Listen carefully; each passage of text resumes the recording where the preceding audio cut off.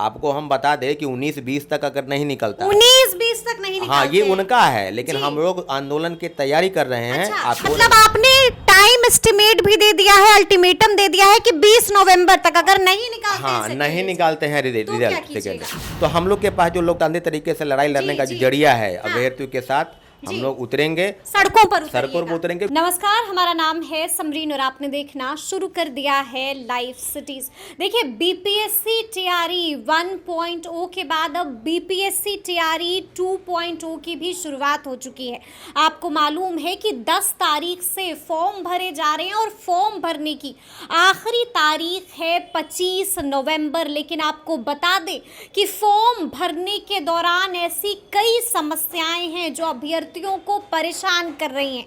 आपको बता दें कि सीटेट अपीयरिंग वाले भी खूब हल्ला हंगामा मचा रहे हैं।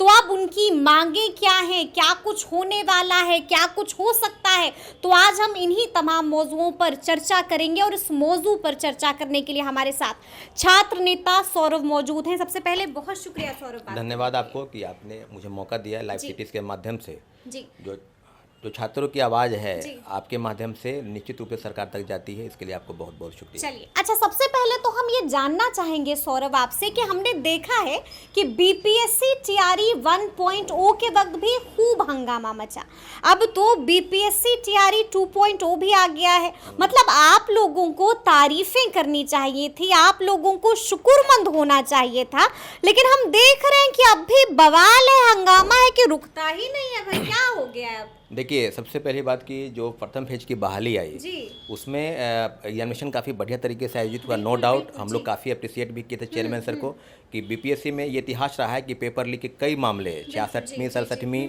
और लगातार आए थे, परंतु जब से चेयरमैन बने हैं तो पेपर लीक का मामला रुक गया था। तो हम लोग को बहुत खुशी हुई, परंतु जब रिजल्ट पब्लिश हुआ तो हम लोग के पास कई लोगों का फ़ोन कॉल, जो भी अभ्यर्थी हैं, शिक्षा अभ्यर्थी के पास आता था कि इसमें जो है रिजल्ट में धांधली है। तो हम लोग धांधली के आरोप लगाते थे फ़ोन कॉल पर, मैसेज पर, परंतु हम लोग किसी भी चीज़ पर जब आरोप कब लगा सकते हैं, जब हम लोग के पास पुख्ता प्रमाण और सबूत हो जाए। और किसी भी लोग को, चाहे वो अभ्यर्थी हो, चाहे बिना सबूत के नहीं बोलना चाहिए, बिना सबूत के किसी को नहीं बोलना चाहिए। और अगर आप बोलते भी हैं तो हो सके आज आप बोले, हो सके आपके बोला कानूनी कार्रवाई भी हो जाए।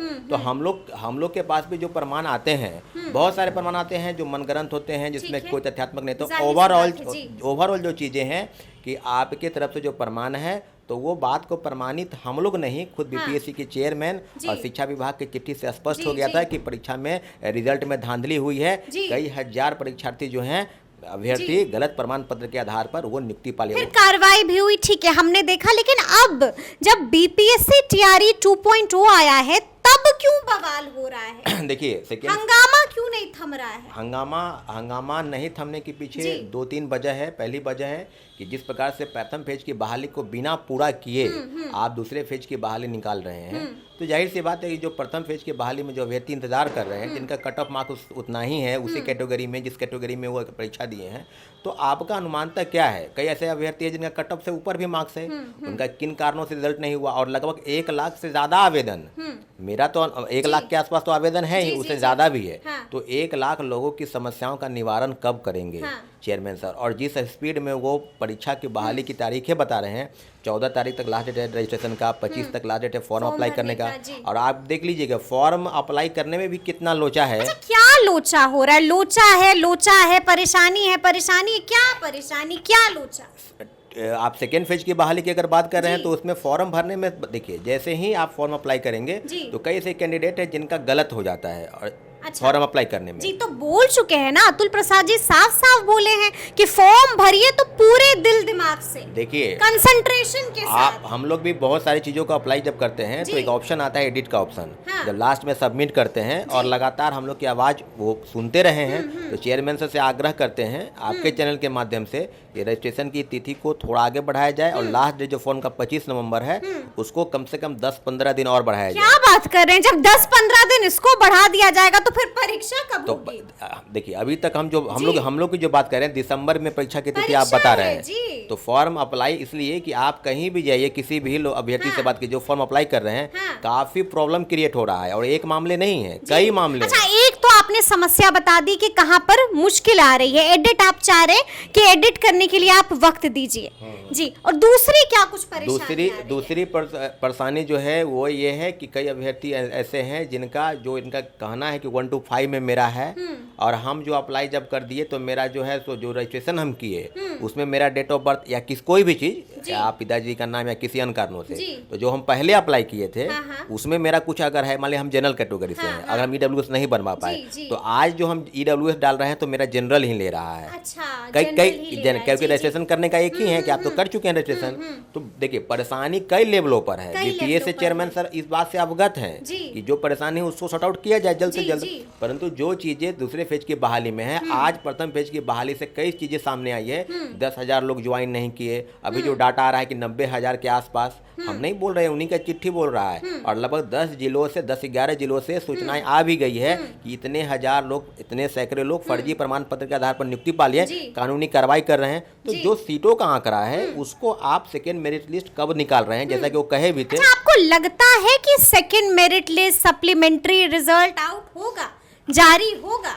जारी उनको करना होगा। अच्छा, करना होगा, इसलिए करना होगा। अच्छा, कि हम इसलिए नहीं बोल रहे हैं क्योंकि आप जिस चीज को कंपनसेट और जो बैकलॉग सीट को जोड़ने का बात कर रहे हैं, अभी हम दूसरे फेज की बहाली की ना बात करेंगे, अभी हम प्रथम फेज की बात। आपको रिजल्ट सेकेंड फेज की सेकेंड मेरिट लिस्ट जारी करना पड़ेगा, इसलिए कि आपने ट्वीट भी किया था और प्रेस के माध्यम से बताए भी थे, वो आंकड़ा 10,000 होगा, 8,000 होगा या 15,000 होगा, ये हम नहीं जानते हैं। लेकिन 1 to 5 से लेकर और 9, 10, 11, 12 सब में सीट जो है बाकी है, और अभ्यर्थी कई हजार अभ्यर्थी हैं जो उसी कट ऑफ के पार भी हैं, डेट ऑफ बर्थ के कारण वो पीछे छूट गए हैं या उस कट ऑफ पर हैं या एक नंबर कम भी है। तो आप बताइए कि देख रहे थे हम लोग गर्दनी बाग में भी बहुत सारे लोग बैठे हुए थे धरना पर, लगातार मांग कर रहे थे, लेकिन आपको लगता है कि मांग सुनी जाएगी, सुनवाई होगी? देखिए अभी फेस्टिवल का मौसम है, हम लोग लगातार, ऐसा नहीं है, दीपावली के दिन भी कई सेकेंड मेरिट लिस्ट और सीटेट अपीयरिंग की छात्र मांग कर रहे हैं, कई जगहों पर गए हैं।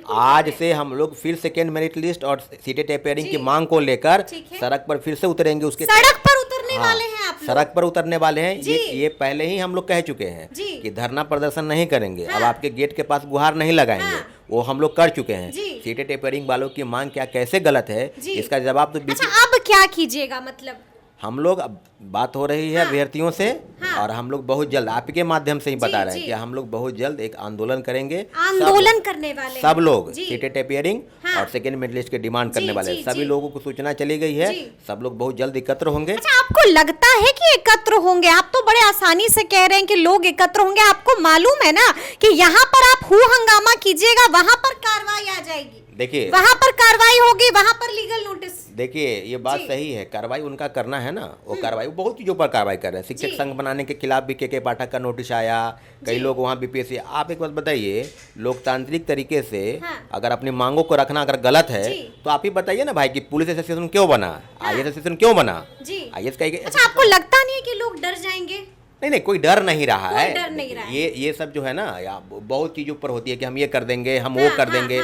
आप ही बताइए ना भाई कि सबका एक संघ होता है, चाहे नीचे से लेकर और ऊपर तक। मतलब बिना डरे हुए आंदोलन करेंगे।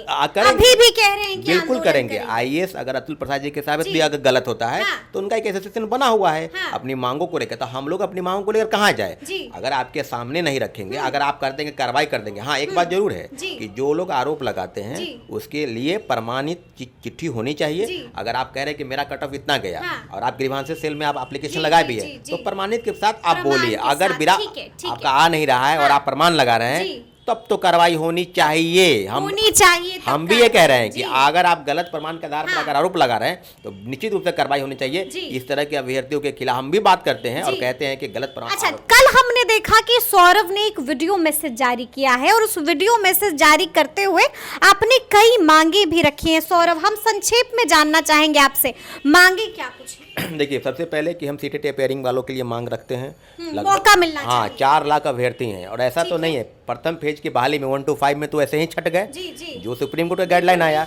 तो सरकार से के पास अगर वो परीक्षा में बैठते हैं, जैसे कि रिजल्ट तो आएगा, वो आएगा जनवरी में परीक्षा होगी, और CBSE 15 से 20 दिन में रिजल्ट पब्लिश कर देती है, और इनका जो परीक्षा है वो संभवतः दिसंबर में लेंगे, हो सके वो तारीख जनवरी भी चली जाए। तो अगर रिजल्ट आता है कम से कम 1 महीना तो रिजल्ट ये लगा ही देंगे। सूत्रों के हवाले से खबर है कि रिजल्ट भी दिसंबर में आएगा। ठीक है, दिसंबर में आएगा तो उनका भी जनवरी